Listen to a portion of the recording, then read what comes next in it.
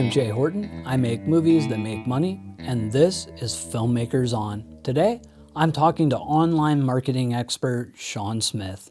We'll do a deep dive into indie film marketing, and he's going to give some pretty great marketing tips. Well, let's do the interview thing. Over the past few years, how has digital marketing changed the most for independent films? You know what I like the most. First off, it's always been extremely accessible from a practitioner role, right?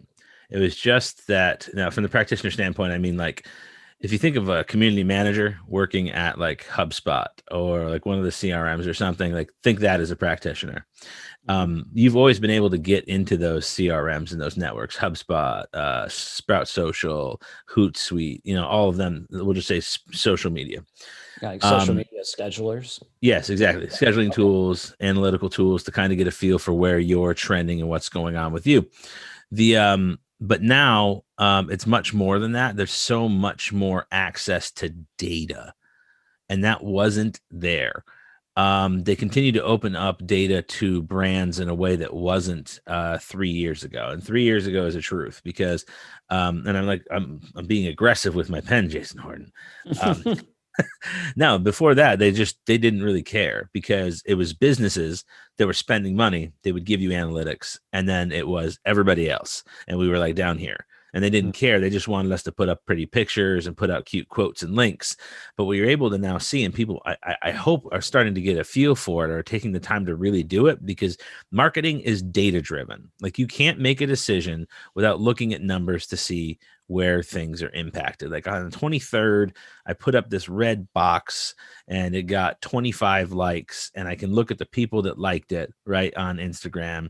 And then the next day I put up a blue box and some of the same people liked it, and there's 36, there's 11 more people that liked it, and like look at the difference and like, oh, okay, now let's do a slide. Like the ability to make decisions strategically, not based on assumption or anecdote, is so much different. And I think having that, finally taken away from bigger business and in our hands, because, when you're looking at calculated decisions like Disney Plus, when they do the whole, hey, like this tweet and we'll tell you when the next episode of WandaVision's live, which by the way, I fell in love with that campaign because I'm always trying to figure stuff out. Right. Now that's not available to us. It will be when there's enough money to be made off it, or once they're no longer interested in doing that, because they've moved on to something grander or newer or brighter, or they've made their own version of it, being Disney. It's got to be data, information. Having that access is powerful because it's a knowledge. Knowledge is dangerous, and once they finally start giving that to us, it's because they don't need it the way they did, but there's got to be a reason. There's something else there that's either coming or that we need to be on the lookout for that's new. And it just coincidentally, every time we're given access to something like that, something new and better comes out. Suddenly TikTok for Business shows up. It's like, yeah, what a coincidence. I'm gonna ask some questions about TikTok a little later because I definitely got some questions. Oh, go for it. But let's do them a little bit later. No, that's fine. I'm just saying. Absolutely. So you mentioned social media schedulers, because I think a lot of filmmakers don't really understand how to properly use a social media scheduler. So like I started out with Hootsuite. I've moved over to Agorapulse now, but how can a filmmaker better use those tools? Like I think most of them think it's just simply for scheduling their posts. So when they first came out, the way that I worked at an agency I'm going to say in Miami. This is only giving me a benchmark so I can tell the story. Worked for an agency in Miami that we used Hootsuite, and everyone had to get certified to use it so that you could see the value of one thing beyond the scheduling and like the calendar. And that would be the triage of comments so that you could also maintain kind of maintain a positive standpoint. You'd be looking at the comments as they come in and then maintain them from there. Instead of trying to look, because people are so natively based, they're used to looking at like just Facebook, just Twitter, just Instagram. At this point now, TikTok, no more Snap. Snap's dead. I've been saying it for years. So comments is what it's very good for as well too.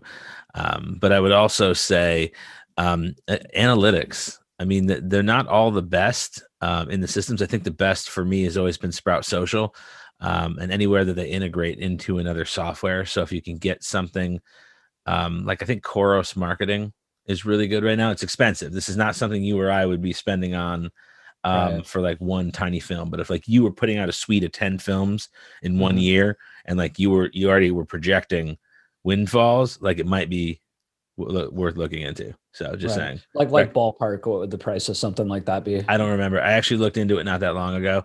Hmm. A lot of the bigger companies use it. That's why I'm saying windfalls. I'm not saying. Okay. Yeah, my thing is literally always triage, and stats for Yeah, that. I think it's really because one of the things that honestly I've been using a scheduler now for about 2 years or 3 years, sorry. And at first I was using it primarily for scheduling, and I would still log into Facebook natively to check my comments. I would still log into Twitter then to check those comments. I would still log into Instagram or whatever else all separately, and I would spend hours trying to keep up with everything. But what I've come to, more recently in the last year or so is like I rarely log into Facebook or anything anymore. I go on there, I check my comments, I Yeah. respond to my comments, and I can do it all in a setting. Takes me, I don't know, maybe half an hour to 45 minutes to go through everything. And I can respond to pretty much every comment across social media. I go in, I'll do I'll have a comment thread, and I'll just go Mm. through and do all the thanks for people for like coming and checking out the thread, because I had one yesterday that went really Yeah. well. I was very proud of. And and like it literally take me maybe half hour. And then Yeah. I'll just dip over to Twitter because I hang out on Twitter all day. Right. Yeah, I need to spend more time. When a few years ago, I was doing a crowdfunder and I spent an inordinate amount of time on Twitter, and I was pretty good at it at that point. I built up a pretty good following. I was getting lots of interaction. And after that project was done, I let it die. And, I've tried to get back into it like over the last year, but just not steady enough. So I get almost zero interaction on Twitter right now. Fun fact, I have almost the same number of followers today that I had when I got on the service in March of 2008. Mhm. Because the job that I worked at and the company I worked for and the people I worked for, now that looks good. Keep it. Here, I'll do Oh, one too. all right, all right. I Yeah. just got it cut, so I'm a little obsessed with it. Oh, Sorry. no, it's fine. Hold on. It's the, hold on. I'll do one there. That looks good. When it comes to different like social media platforms, and I know that a lot of it has to do with, what you're familiar with, what you've spent more time on, what you know how to use. But like just for you personally, what's your favorite, like your go-to social media platform for promotion right now? Okay. So promotion for product, Let's say feature films. feature films. Okay. It is easiest at Facebook, and easy is a relative term. Mm. If you're doing paid, Facebook. If you're doing non-paid, Facebook, followed closely by Instagram. I love Instagram, but I have a love-hate relationship with it. Mm. It's like an ex-girlfriend that like still wants to be a friend. That like we things were real good for a long time, and then like we try to be friends, but she just like ruins all my other friendships. So like she'll show up and be like, "Hey, remember that tweet you wanted to do? Forget about that tweet. I'm gonna erase your mind by taking you down a doom scroll." So why would you say that Facebook is the best? What about it makes it easier to use for marketing For films? paid targeting. Okay. Targeting, 100% targeting. I can do targeted campaigns for as little as $1 a day, and just target campaigns to people. I can find you for $1.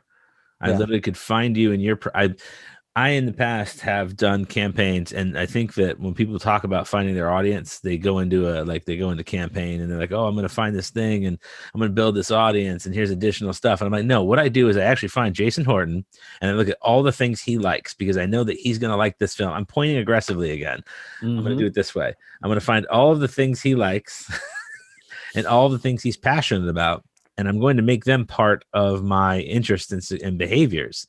And then I'm gonna make him the audience, and then spiral it out from him, and then do that for $1 a day.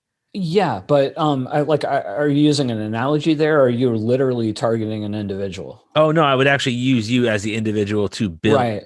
the So profile. like if you were trying to market to, I don't know, like filmmakers that make documentaries, like you could start with me as a model and build out from Yeah, there. and just take your Yeah. interest and things like that. Because So you're gonna. I'm sorry. Go ahead.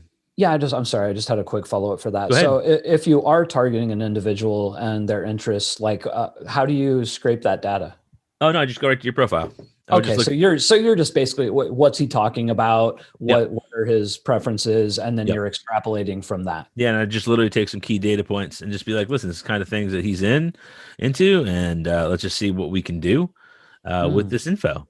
right, and then you can target those interests more generally to find an Yep. audience similar And then to. also when you're in, expand for slightly outside the scope of those interests as well. When you're doing the targeting piece, that little checkbox at the end, left hand side, Mhm. just hit that thing to open it up bigger. Right, right. And I think that's another thing that filmmakers tend to neglect. You start talking about paid ads, and they start talking about click through rate, and well, how many people are clicking onto my movie, and they're not thinking about it from like, let's start it at the very beginning and find my audience. So let's say, for example, I am starting to make a documentary that's on black male exotic dancers. Wait, So what's it on? black male exotic dancers. It's a thing. And so I'm doing this documentary on them. So when I decided to take on this documentary, the very first thing I did was I create a Mach 1 sheet. I do $1 a day targeting campaign, and I start trying to target that audience. Right. How easy is it for me to find this audience? How easy is it to reach them and get them to like this poster? And if I get little to no interaction on that over the course of 3 months using different variables, I may ditch that project and move on to something else. In this case, I didn't. It worked out, so I did the movie. But That's crazy. Not that there's black male exotic dancers, just that they had a piece of art that was compelling enough. I wonder what it could have been. yeah, I honestly, it was just a shot of and black male exotic is not strippers. These are guys they're usually dressed, they take their shirts off and stuff, but it's like choreographed, like it's like vaudeville almost, but just a little more of a sexual component. But anyway, that so it was so I just had a shot of like a guy like flexing and put a nice font on it and started running it through audiences. And I found it's a very specific niche, and it's really easy to target. The guy that came up with the idea, really smart. Yeah, I've that's worked with him awesome. for years. Like he's an African American filmmaker. He's done I don't know, probably 45, 50 movies. And he specialized in taking and doing African American versions of popular Caucasian movies. Like he did a movie called Chocolate City, which is basically a Black Magic Mike, which is where the Black Male Review came. He opened up a real Black Male Review based on the success of that movie. What? Yeah. And That's then incredible. and now I'm doing a documentary about it. That's entrepreneurship at its finest. Mm-hmm. I like Yeah, that. because Go I America. mean, my journey with it was I was working for all these guys, and I'm just seeing and he wasn't the only one. I worked for 3 or 4 other producers. I would direct for them, and they had these similar business models, and I'm just watching them bring in all this money on the back end, and I'm just being paid a little bit up front. And I'm like, oh, how can I do this for myself? So I start doing the documentaries. Huh. Well, Yeah. that's So anyway, we were there's talking the about curtain. we were talking about Facebook. So what does make Facebook, but besides the targeting, what's another aspect that makes that a good place for filmmakers to Wait, market? before we move on too far. Mhm. So you brought up something about filmmakers and what they think Facebook ads are for. Oh Uh, yeah. Well, I have a good Facebook piece of ads. IP, and I'm going to Okay, offer the great. IP here. So it's like juicy for you, juicy for me, because I give it Cool. out a lot of times on my threads off my Facebook page when people respond to my comments and stuff Hmm. to like initiate deeper conversations. I have this acronym that I use that kind of is a strategy that runs holistically over. That's not the way to run your hand. You don't do that unless you're worried about getting hit. It runs holistically across my marketing. It's BEAR, all right? BEAR. It's brand awareness, engagement, activation, and retention. And that is literally the purpose of all marketing as a whole. And if you're not starting with the thought of doing something related to brand awareness, like I'm putting a poster out there, which is what you did right. You did it so right. I'm pointing at you again. Well, this is the audience. This is you. You did it right. But like, you have to be like, see if people give a shit about this image, right? If they don't, do another iteration, because they have to see this thing 6 to 8 times before they're going to recognize and maybe care about it, and or 8 to 9, depending on who you're talking to. But either way, I think I'm going to say that every single time. I'm just going to stick to 6 to 8 because I'm tired of talking about what Ogilvy said. Right. It's going to take so much for these people to see you on that platform and care. If you're only on Facebook, you also need to be on Instagram and also need to be in Twitter to eat up that information. So you need to be consistent brand wise. So you can't just think I'm paying at Facebook. You're trying to eat up as much of the real estate there as quickly as possible with a good image, so that when they see it everywhere else that they go, that they're like, oh, hey, like, I really dig that they did this cool image. Like, here's a good one. Justin Snyder's. Have you seen his film, Bigfoot Path of the Beast? Yes, I have. Okay. His image made me want to watch it because of that red image. It's a very good image. I literally said to him, and I told him this, it's like, I wrote him to tell him, like, I watched your film because of your poster. Yeah, no, like, people need to realize that is the first component. Then once you have an audience, you create engagement. You worry about brand awareness, then you want engagement. Then you put the poster up and you want a click, you want a like, a share, you want a woohoo, you want all that crap. Then you want activation. Then you're your audience. Then you want to get them to go to your site and do something. You want them to go to your website. You want them to watch your film. You want them to subscribe for updates, join your email list, whichever stage in the funnel you're at, top, middle, bottom. And people may not understand funnel marketing. That's why, like, I'm here, and you and I mentioned this before. You've done this too. Like, this is like, you have to understand funnels, and the information's out there. You have to become well-versed enough with inbound marketing. That's all this is. And last is retention. You have to keep these people around somewhat. And I think that, Jason, this is the thing with your email marketing, the steps. It's that, you still have to send emails after you're out of cycle on the film, because you need to keep your audience lukewarm. Because guess what? You put out a killer movie. Let's just say Justin's film right now. It's like, you put out Bigfoot, Path of the Beast. What's next? Tell them Path of the Beast 2, and it's the same damn Bigfoot, or it's not. Maybe it's bigger. Yeah, it's biggest foot.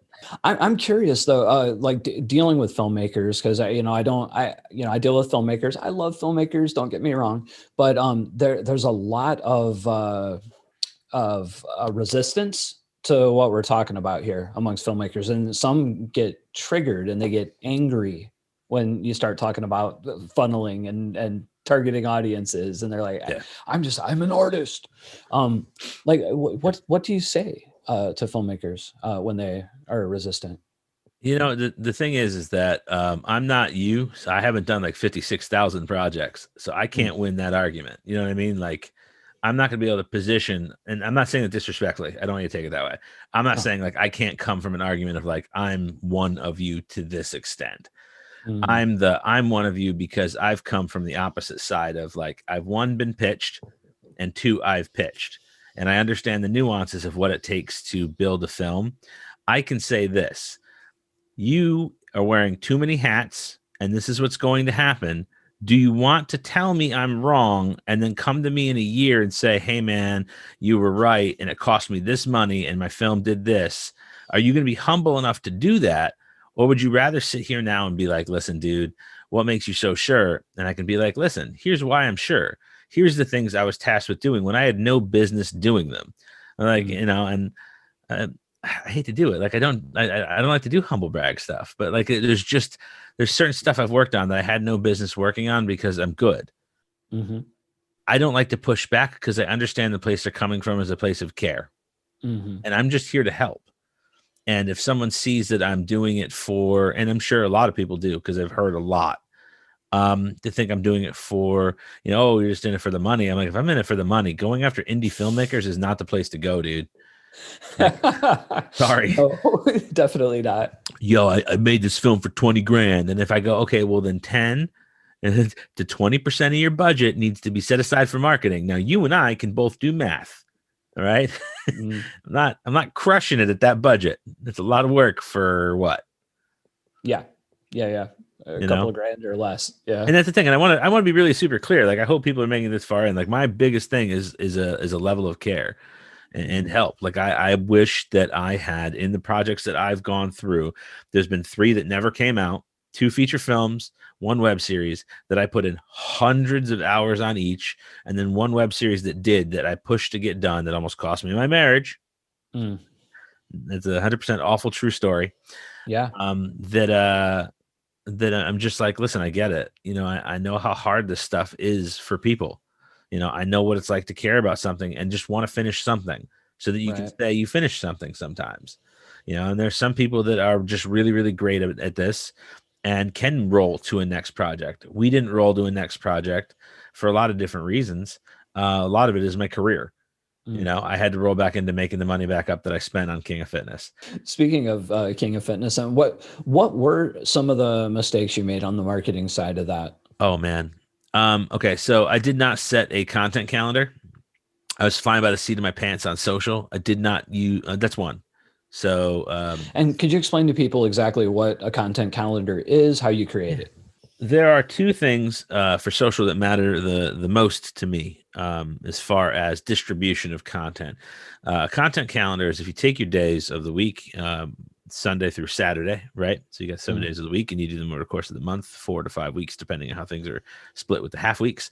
And you put out your content, right, on individual days that make sense for the cadence of what you're doing. That's the other half of what I'm talking about.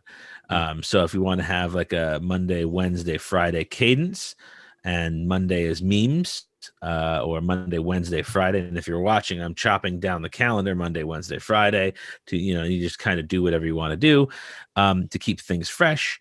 You want to make sure that you're keeping things. Well, I said fresh already, so I guess I'm going to use the word a third time now. You want to keep things fresh, but you want to diversify what you're doing. You can't afford to put the same stuff out there because, and also, oh my gosh, I'm going to say this because this is a pointer for people that aren't going to be able to like hire me or someone like me or a company like me. You need to know this. Don't do the same shit on multiple platforms on the same day. Don't. Don't. Yeah, I fell into that through scheduling too, because you know the easiest thing in the world when you're first using the scheduler is just because it automatically does it same day, same time. Yeah. Yeah. So why not? Because a lot more often than not, when you very first are starting, a person that's following you on Facebook is probably following you on Twitter or Instagram as well, because it's going to be your friends, family, compatriots, fellow people. So if someone sees something on Instagram and they like it, in their head, there's a disconnect when they see it on Facebook that, oh, I already like this, and they're not going to like it. So no one else is going to see it. So no one else is going to like it because they've already seen it somewhere else. There's this disconnect. Do you think it's still okay to like repost that same content on another social media platform, but just at a different date and time? And that's why you do cadence and then you move stuff through in the calendar. Like let's say Monday the 1st, Jason does a post about his cool You Need a shirt. And you do that as an Instagram post here with a funny caption about bacon. I don't know. That's just what came to me because it's easy to remember the word bacon. And then writing it down. 3 weeks later on Friday, he does a Facebook post about the exact same thing, but he makes a caption longer and uses a hashtag, which you really shouldn't, but whatever, who cares? You know, YOLO, it's a pandemic. So would you recommend then, if you're posting that same picture, but you would recommend, you know, changing up the text or your post of your text post to fit each platform? Yeah, change the text to fit the platform. It's a different environment. It's a different temperature. It's a different audience. But also I think we need to take into consideration here, we're dealing with people that are going to be promoting a film. So they're art assets. So we're dealing with art assets with comparable look and feel. So you're going to want to take like your movie poster, you know, that can launch on the same sites, all the sites in the same day. But if you have, you know, camera 2 or behind the scenes stuff, you know, like you literally could put those staggered throughout the month in different places. Right. I don't think there's any harm to that. What was the other half of your original question? Because I want to nail my mistakes. Yes, yes, yes. Email Yeah. marketing. Off Kickstarter, I had a list of like 400 people. I could have Hmm. literally taken that list of people and put them in MailChimp and built a mailing list and done chopped segments of like episode 1 out now, episode 2 coming Tuesday, episode 2 out now. Like, no, I did none of that. Issue 3, I released every episode all at once in the original Netflix model of just dumping everything because I thought that that would be cool to do. That was dumb. I was stupid. I spent so much money on that show to make a stupid mistake. And I will tell my wife now, these years removed, because it's 7, 8, almost 8 years now. It'll be 8 years in October removed. Yeah, I was dumb. So one of the things that Agorapulse allows me to do is repost, popular posts over the course of time. So, like I'll create a post and I'm like, I think this post is going to be good. So like I will set that post to repeat maybe once every 6 months or once every, you think that's a good? It's fine. Yeah, as long as contextually it makes sense. If it's something that was timely, you know what I mean? Like you wouldn't do it Of like, course. yeah, here's a photo from the premiere. I mean, my thing would be if you can still edit copy, like it was, here's us at the premiere, and that got like 1,000 likes on Facebook. And then like you're 6 months out and it's like, you'd want to be like, remember, Throwback Thursday. You'd want to change the copy. Right. Yeah, I guess I'm still kind of struggling with it because it's one of those. At first, I was using it just as like a time saver. I was like, oh, I can post this thing, and then once every 6 months, it's going to repost, and I don't have to worry about it. But eventually that just becomes kind of shouting into the void, right? Yeah. I mean, it's all to be honest, it's all kind of shouting into the void. Yeah. There's a strategy that makes sense for marketing across social media that's very difficult to come into. What's the most common mistake you see filmmakers making in regards to their marketing? Oh my God. So I know that you didn't check this out because my YouTube channel is super, super small. I put a thing up yesterday about this. It's, oh man, I said it politely and I asked it as a question. It's art assets. Like it's the stuff will look like and I'm being kind. Like I'm not. I understand budgets and constraints, and like not like it's okay. Like I get it. But you have to. You can't be like, hey, Jason, listen, man, I got you the poster for our new film. Hi. Oh, here we go. Art assets.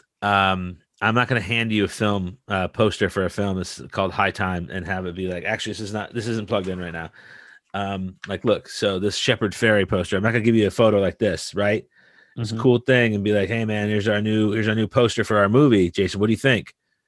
And have you be like, yeah, that's cool. And then like a month later, after everyone in the world has seen that poster and you've run budget behind it. Yeah, what do you think of this new one for High Time? Hell yeah, dude. I think it connects better because what happens is, and this is a conversation I had with someone, I think 3 weeks ago. I'm just guessing on a number, but it was multiple weeks. And they were like, oh, well, it looks cool as hell. And I'm like, well, you look like an idiot. You look like a damn idiot because one, you show that you can't make up your mind, which means you're unreliable. And I was like, and if you don't think that that's an issue, I was like, trust me, as someone who came up as very unreliable for a very long time in business, you can't be out there like, oh yeah, I want to work with this company and this company. I'm like, you'll just work with FilmHUB. You will be uploading films yourself. I was like, because people aren't going to look at you and say this guy's reliable because you just put up 6 different movie posters and it wasn't in a thread where you said pick the poster. It was over the course of 3 weeks and you're like, the new poster. It's like not cool. So there's no brand consistency there. No brand consistency. Brand awareness and consistency is important to overall strategy.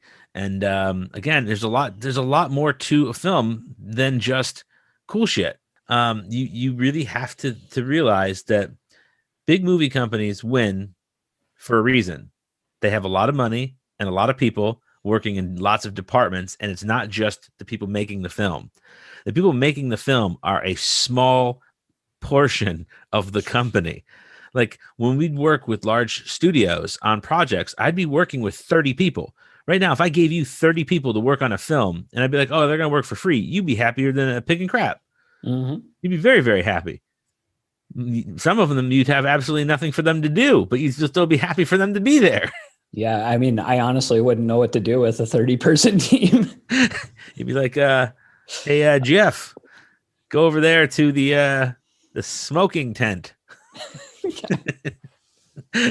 Well, now on set, I would know what to do with 30 people, but like in post or like the on the marketing Oh, side. we'll take 10 of them away because that's how I Okay. operate. Okay. Well, there you go. Right when you get used to them, they're gone. Let's use a practical example here to get into this question and a Sure. selfish. So I'm doing documentaries, and one of the major problems that I'm starting to get into as my company and the projects are growing is that I have been all over the board in terms of content types and genre. So like how can I better create a unified brand awareness for these documentaries? Are you looking to do something unified for your company as a whole, or for these documentaries to have a tying underlying theme? Actually, that's a really good question. Which would be better to grow the company in general? You, Me. Okay. you, Then that's what you already have a name. You're the unicorn. so like I should be like, so in regards to selling I have a documentary coming out called Aliens versus Bigfoot, which is a compare and contrast between the communities that are into Bigfoot and aliens. Because I've been doing alien documentaries, I've done some Bigfoot documentaries. I thought I would combine the two and kind of get some a little bit of friction promotion, because you have the Bigfoot people saying Bigfoot's better and the alien people saying aliens are better. Especially right now. Your timing's impeccable, sir. Yeah, I think I mean, I honestly kind of rushed this one through production to get to this point. I'm actually really lucky it turned out well, because I did it so fast. But anyway, so like I have that, but then on the other hand, I have a dog rescue documentary too. So when I'm reaching audiences, like and I talk about it on my channel all the time, like it's not necessarily great to target filmmakers directly if has your audience for these movies, because they really don't have much to do with filmmaking. But so like if I'm selling myself, my online persona is all about filmmaking and filmmaking advice. Like how do I bridge those two? I mean, shouldn't they remain separate? They can. But should they? Yes. Okay. But here's the thing. So there's nothing wrong with, so Indie Film Hustle, I think, does this without doing this, right? When you're talking about like the group, it's no different than having, and this is how I'm going to express it. It's no different than having a successful branded project with collateral and products, and then having a Facebook page and then a Facebook group. I think the group is so different than a page, if this makes sense. So now we'll take that little bit of an example, rip all of the dumb stuff I just mentioned, and use the architecture there for you. You could be, in fact, the overall archetype. And then you could have your pages be your films, and your groups be your fan groups for the films themselves as well. So this is so simple, but look, so it's out of focus. You gotta, yeah. So just you at the top, and then here is your Bigfoot versus Alien, and then your Black Magic Experience, and then I think the right is I don't know what the DR one is. Dog rescue. Yes, dog rescue, what you just said. Because the idea would be that the place, you need to have a website presence overall for this stuff, and that. I mean, but the thing is that you're going to be able to advertise more easily on Facebook for this stuff and build groups. And building groups is so easy. Building groups is so much smarter than a Facebook page. Like right now, I could build a Facebook page, and we could build a page just for this conversation. Build a page and get people to come. But that does nothing, because if we then put up content for the page, no one's going to engage with it because engagement rates are so low. So if we build a page and then we build a group for the page of this conversation, we could build a successful group where you could do that, which is why you want a group. So Jason, the answer is a group. Yeah. My the group that I made based on my YouTube channel, that thing, Filmmakers On, that grew. And I actually started it as a group for a podcast called Filmmakers On that's about 3 years old. And we kind of stopped doing that. And then I kind of got distracted with my animation business. And then when I came back and decided to use the YouTube channel, I decided to repurpose that group for that. And that's when it started growing. Yeah. Did what I say make sense? Yes, yes, totally, totally. Okay. I got, Is it and helpful? I, it, You think yeah, yeah. for someone, My do you think that's going to be helpful? I think so. I think so because I like to use practical examples for people to follow because I think that I've been going about it the wrong way and that I've kept like VJ Horton and ZapruderFlix, which is my documentary company, completely separate. Like there's separate, Right. the separate branding, separate pages, separate names, and like I feel like the VJ Horton stuff is growing fairly quickly, Right. relatively quickly. But like say ZapruderFlix has has a social media entity is like it's almost zero growth. So You have I've a been page trying to for that? decide what's that. You have a page for that? Yes, I You have have a there's a Facebook page. I do not have a group for it, which is something I think I will just start try. today actually. Just try. Just And start a then group and then invite every single person in that on that page, right? And yeah, then yeah. go into your filmmakers on, and then start Mhm. adding those people as well because I'm gonna say it again, you're a unicorn. Like literally, you're Gandalf to those people. Mhm. It's I think the problem I get into, not to be self-effacing about it, but I think every filmmaker suffers a little bit from imposter syndrome, Yeah. and so like I still feel like I'm still that 25-year-old guy living in a small apartment in LA and struggling to make my movies, and it's hard for me to accept the value that I have to offer, Oh and yeah. I think a lot of people are the same. Dude, I mean, I said before, like I lucked out. This whole thing starts because my boss at a record label, who had just coincidentally found out that I ran a music website, she happened to know the former head of music at Sony, and he Hmm. had started an agency, and their biggest contract was both Universal Music and Viacom. And because I kept doing so well at Viacom, we kept adding in new wings, MTV, MTV2, MTV Trace. Then we had VH1, and I kept getting all the Viacoms because the person that had Comedy Central was wrapped into those really deep. So I just have one follow-up question. What was just not talking about, not to make the whole interview about me, Make it about you. but I'm fine with so that. I'm here. Listen, so Jason, I we're want to be clear. I want to be really clear. Mhm. I'm here to help. I'm serious. Oh no, I appreciate that. So do you feel like right now at this point, like with the work that I've put into the ZapruderFlix thing, the work I've put into DJ Horton, would I be better off trying to integrate those, or do you think I Keep should it separate. keep them separate? Keep them separate. I mean, the Okay. thing is this, anyone that matters right now, which are the people that are going to fuel that group for you, right? And Mhm. give you what you need to kind of kick any of the imposter stuff. Cause I'm going to be clear, we all suffer with that. I actually put up a couple posts about that in the last month. Mhm. Like you're gonna get from that, and then that's gonna help with other stuff as well too. Just keep them separate for right now, but build that group. So we were talking a little bit about social media platforms earlier, and have you had any experience marketing on TikTok? No. Okay, me either. Next question. Here, well, let me say this. I don't want you to cut that though, because I'm big on I honesty. won't. Here's my thing. Um, I absolutely love the platform. I have this is unfortunately, and I'm going to say this. I like watching it. I understand it. I understand the value of it. It's not for everyone that I've worked with. Do Mhm. I see where films could work on it? Yes.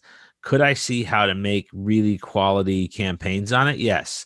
Do I think like the Rec movies would have done really cool on there? Some really cool because I operate mostly in horror in my Mhm. head when I make campaigns when I'm sitting alone with pens Yeah, and yeah. pads. I wish I Oh, could and the Rec movies, those are the found footage show zombie. footage. Yeah, I Yeah, love those. The the first two I VHS as really well, liked. and Yeah. the VHS because it's so ABC's of death and things like that are very hyper produced and they're good, but the thing is they're hyper produced movies. They're just short. Right. Rec and VHS are just they're just fun because they Mhm. are what they are, and I'm okay with that. Right. So how would you, if you were going to, how would a filmmaker utilize something like TikTok? Because I just don't see it. Like I don't, I keep hearing marketing people say, hey, get onto TikTok. You should learn how to, TikTok's going to be a thing. And I understand different platforms are not right for different people, but Right. gun to your head, you had to go and do a TikTok campaign. What, like, how would you attack that? I'm gonna try this. Here we go. Ready? Mm, All right. So here's what I got really quick. That looked really corny. Keep it. I loved it. Um, I would, let's say you have a film. Let's go with a horror film. Let's call the film that you and I did together High Times. And right before, It's a good poster. this is one of my favorite stickers ever. By the way, this hard drive has King of Fitness on it. So Nice. yeah, if you want to, Careful with that. definitely not watch it so you don't lose all respect for me. Um, Hey, I have many movies that I hope people don't watch. okay. Anyway, you are Guy and you need a t-shirt. And the overall idea would be like, maybe there'd be like a girl doing a dance and a regular thing she did on TikTok, and you'd pop up with like a hacksaw and you just start going at her behind her, which is a terrible idea. But like you could find ways to intersperse your film characters in the real life action of this, and then throw up slate of, the poster with the date when it was coming out in the background. Cheaper than doing just a straight ad, Right. because you could probably give someone $500 if it was a smaller influencer. But the thing would be, if you do something cool enough and it goes viral, which would be the intent. So here's what you do. I'm big on clever. What would be clever? You also pay other people that are smaller or same size several $100 to also share it as well. So that instead of paying them to do separate ones, they'd be sharing it as well to their audience. So you'd be paying for the placement. So maybe you spend, let's say, $1,000 total, 5 people to share it, her to put it together, or him to put it together.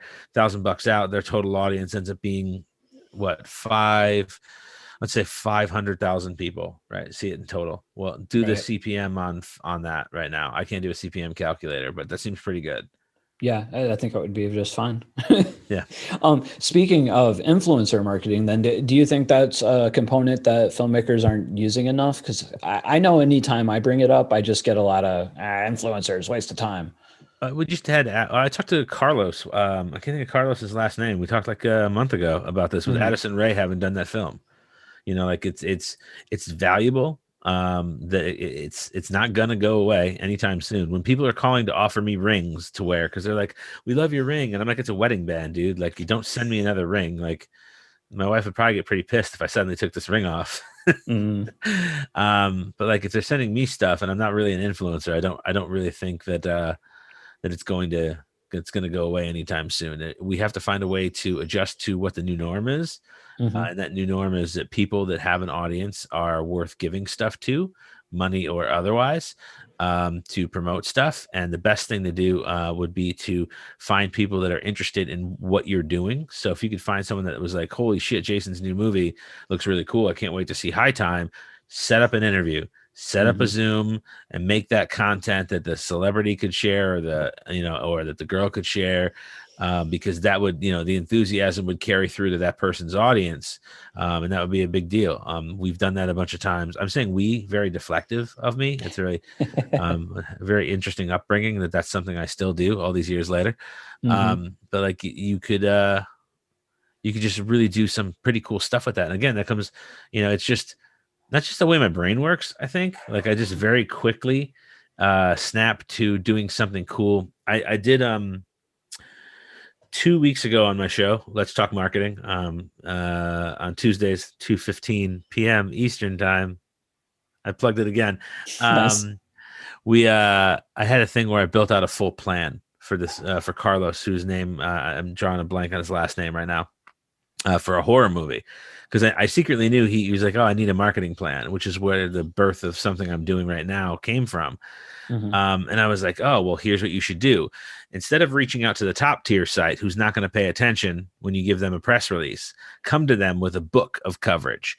Go to these 3 sites here and book an interview, a podcast, and send them a video teaser and get them to write about these 3 things, and then put that together with a new press release and then go up to the top tier site with the information. And Mhm. I did that on the spot. And after the fact, I was like, I just gave you a free mini campaign. Enjoy. And he Nice. wrote me back and he's like, where can you send, where do you want to send the invoice? And I was like, keep it, kid. You're good. Keep it, man. You're a good dude. Speaking of giving away stuff for free, every now and then I'll get a filmmaker come to me and be like, well, why are you giving away all of this stuff on your YouTube channel, or like, this knowledge or that? Why don't you do, whatever, paid seminars or whatever? What's your thought on giving away Got it. information? You have to. Yeah. You have to pay it forward because you can't pay it back. You can't. Someone somewhere gave us something that we had no business getting, or we deserved because we were good or kind or wonderful or worked hard. But we can't give it back to them. I can't give back to Christina Zafiris and be like, "Hey, you gave me a shot when I probably didn't deserve one." I can't say to like, Mark Ganeem, "Hey, man, I don't know what you saw in me, this little kid bopping around talking all about Twitter and Get Glue and sitting down for meetings at the Stanley Hotel, not Stanley Hotel, the I can't think of the hotel right now by our old office, but like, you can't pay that back. Like you can't just be like, hey, here's a $50,000. Like it's worth so much more than that. So all I can do is be like, I've made in the groups that we have together, right? That you and I are obviously in together, a ton of on Facebook, your groups as well too. I've made $0. That's not where my money has been made.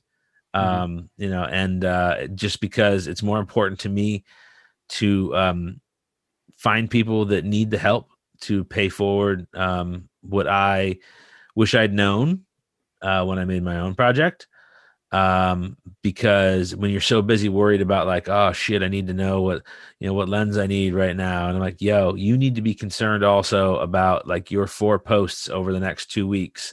And you need to pick a picture that you're going to stick by for the next 8 months because it's going to make a difference. And you don't think it will, but I'm telling you now it will because this is what I know.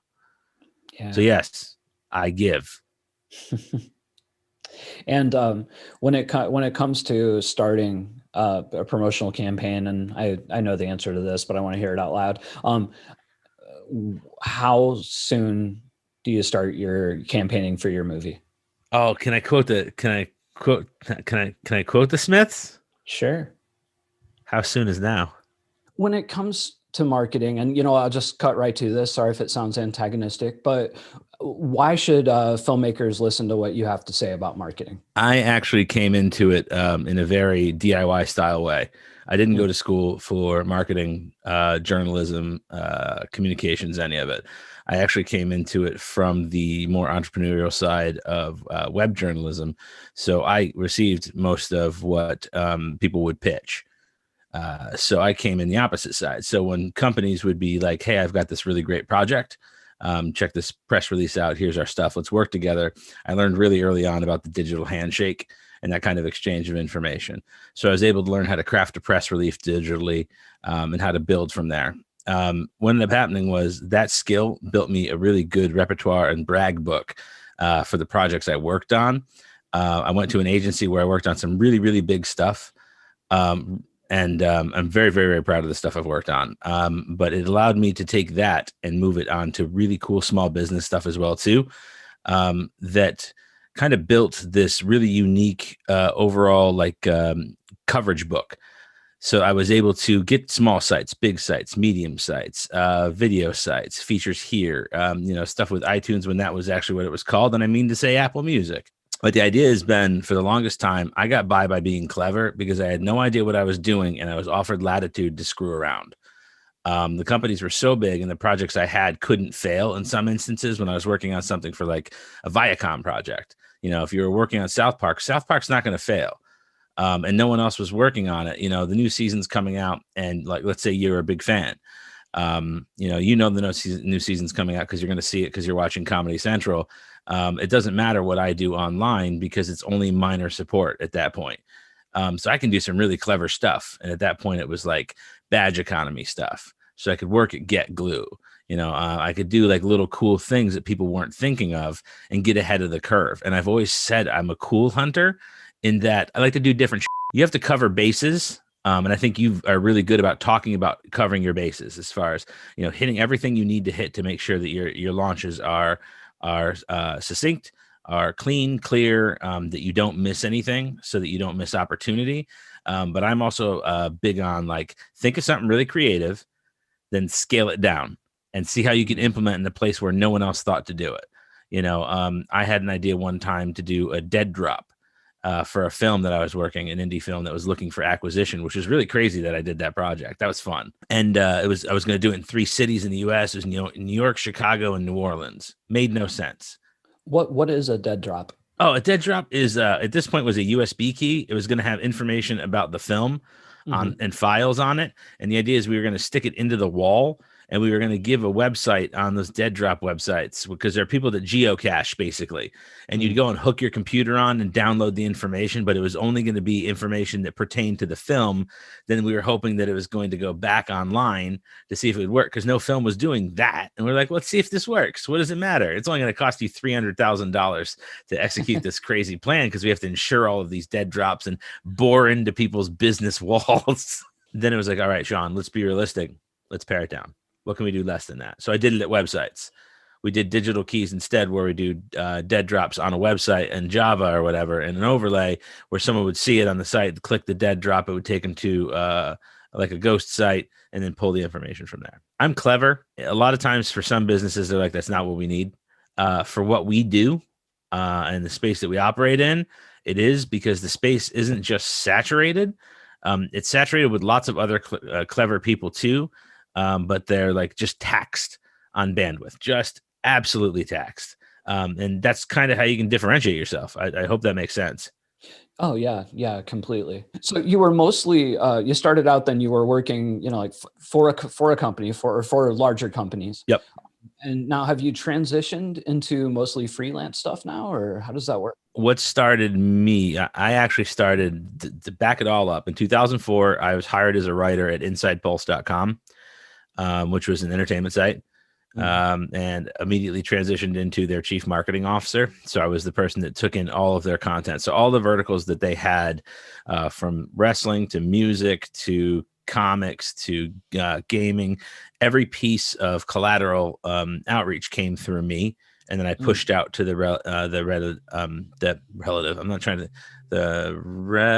relevant. Yes, there's the word, editor in chief, so that they could kind of disseminate whatever they needed to the appropriate writer. But then my job was also all of the initiatives for like larger stuff at social media, because that was the burgeoning, the beginnings of social with MySpace, Friendster at that point, then MySpace. And we also did some AIM stuff, which was cool, but can't talk about that. Right. Just sniping people off lists. Hey, check out this article.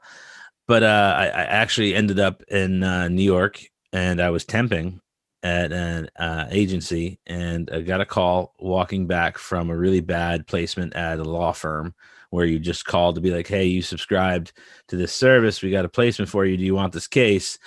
And it was terrible. So I don't even remember the name of the place, but it was horrible. And the call was, hey, we have a record label, they need a receptionist, do you want the gig? And I was in such a bad mood, I said no. And I called my wife, and I was like, at this point, my girlfriend, I was like, I can't do this anymore. They just called me about this to be a receptionist at a record label. And she's like, you're the biggest idiot ever. Call them back right now. So I called them back, and I took it. I was there about 4 months, and they realized what I did with the website, because I hired one of the other people that worked in the back in the department right next to digital. So he was always talking about reviews he was doing for my site and what I did. So she and her, one of her assistants came up, and they actually kind of interviewed me for the job. And I became new media coordinator back when that's what digital was. We all got laid off in February of that year, chapter 11. So I was there exactly 1 year, almost to the day. And she hooked me up with a really great gig. And that's the agency Wired set. That one, I worked on a tool where I did all the social and marketing that it was a social media listening tool that became part of Twitter. Twitter, when you see all of their listening analytical tools in your business accounts, that's Trender. I worked on all the Viacom projects, and I got to, which was awesome. I got to work on some really rare ones too, which I can't talk about because those ones are on NDA. I can talk about Viacom. Yeah.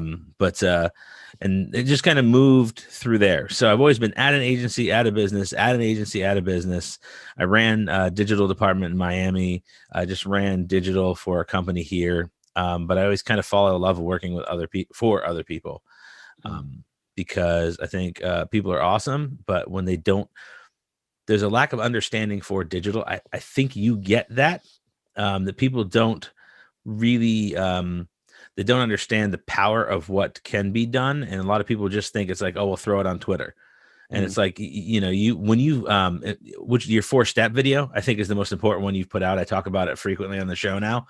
Oh, thank you. Here's what you do with your email. Here's your email sequence. Here's your velocity of email. Like, content marketing is a big deal. And I literally bang my head off desks trying to explain it to people. So eventually I'm just like, I can't. This is my digital agency. I actually do have consultants that work with me part-time. I do have one other person that works with me. She's a branding expert as well too. So that's part of why when I talk about my offering, I have a branding strategist, which I think is important for what we do, because I think thinking what you think you have when you're putting together a film, because with my web series, when we were trying to make it a film, I think what you think you have and what you have are always two totally different things. What attracted you to like indie film marketing? Oh, okay. So this is kind of like the Crucible thing for me. Like when we put out King of Fitness, which was my web series in 2013, as a marketer, I blew it as far as marketing it. I didn't hit all of the right notes. I didn't sing those babies. And I've kind of always wanted to go back and do it right again, and see what I could do differently, knowing that I already know how to market a film. You know, like I know how to put films out from nothing to acquisition. I know how to take films from, in TV shows, from no one knows to, top 5. And like, this is just, it's an opportunity for me to, 1, give back. 2, obviously it's a job. I will never sit here and be like, hey, I'm not making money off this. I will be very frank, but at the same time, I'm not going to mince words and be like, I have a very particular skill set. I will find you and I will help you, because that's really what I want to do. That's really all there is to it. So Shawn, if people want to know more about you or what you're up to, where can they find you? Easy places. First, you can check me out at Facebook at my handle is Shawn Michael Smith. I blame the woman Shawn M Smith. I was on a trip when they were allowing us to have vanity URLs, and she took it, even though that's my thing, and she won't give it to me. I offered her $5,000 and she wouldn't take it. Yeah, I had a lot of money at one point and I was being stupid with it. It's been real dumb. Vanity, a $5,000 vanity Facebook URL. Yeah, although, it was important to me. It is, for the branding, I understand. There's a Jason Horton that's a YouTube comedian. He has about I don't know, like 1 million subscribers or something. Yeah, that's actually why I changed my professional name to J. Yeah, because he would get, every time I would do a movie, his agent would start getting calls, people trying to audition for the movie because they thought it was him. Oh, that's funny. Yeah. I'm also at Twitter at Shawn M Smith. So obviously SHAWN, M as in Michael, Smith. You can find me all the other various fun places. Instagram, I'm S222. If you're on Twitch, I'm on Twitch, S222. But I just started a YouTube channel, Shawn Smith 22. I need more subscribers. Jason, make that happen. Yeah, I'll do some shout outs. Give me like 4 from Estonia. Obviously not French Canadian people are not going to be a fan of me anymore. Speaking of YouTube subscribers, I've had that channel for about 10 years, but I didn't start really doing content till last year. I just throw a trailer up every now and then. I had 200 subscribers for about 8 years, like never moved. And then, I started doing this, So, I found when you're doing stuff like that, and I think yours will go the same way, when you're providing something of value to people, something people want, something people need, it tends to grow organically pretty good. But yeah, I think that's everywhere for me. Oh, and my company, I got to plug the company. Is that all right? Yeah. Onjin. We are Onjin. WEAREONJIN.com. Onjin. I want to thank Shawn for dropping by one more time. And I want to know what you guys thought of the Snyder Cut. Let me know in the comments. But whatever you do, keep making movies.